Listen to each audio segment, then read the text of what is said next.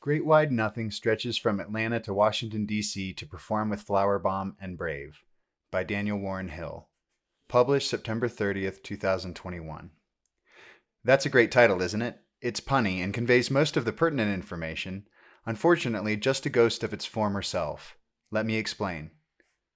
We received an email from Daniel Graham, bassist and vocalist of Great White Nothing, an indie prog rock trio from Atlanta, Georgia, about an upcoming show happening October 5th, 2021, with Brave and Flowerbomb at DC9.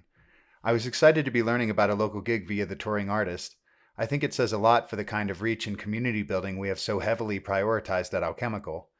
What would have been Great Wide Nothing's first tour, promoting the release of Hymns for Hungry Spirits, Volume 1, and first time in the DC market was abruptly put to a halt when the band made an announcement on social media.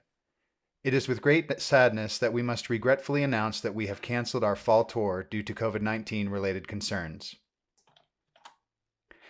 It is a disappointment all too familiar in the times in which we live, but we trust that whatever the circumstances, Great Wide Nothing, also consisting of keyboardist Dylan Porper and a drummer, Jeff Matthes, is doing what they must to keep themselves and others safe, and we anticipate they will reschedule.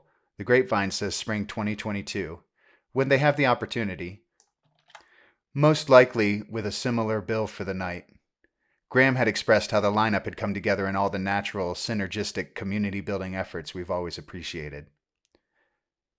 Their Brave music has been featured on some of the same radio stations as ours, and shared bills with other East Coast bands, the members of which I knew more personally, and all of whom had lots of good things to say about them, so I more or less had them in mind from the get-go when I was booking the date.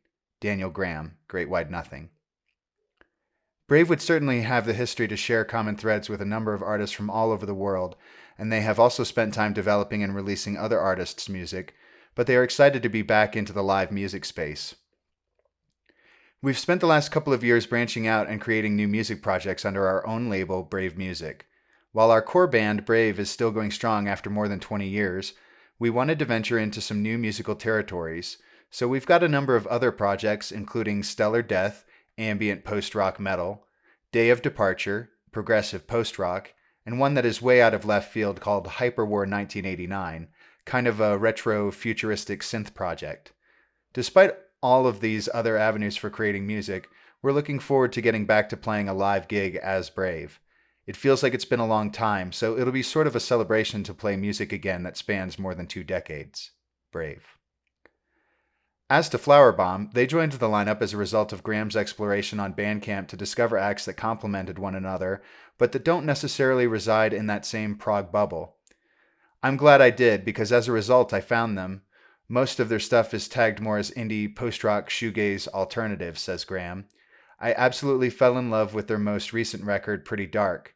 I even bought the limited edition purple splatter vinyl and became a massive fan, so I reached out to them.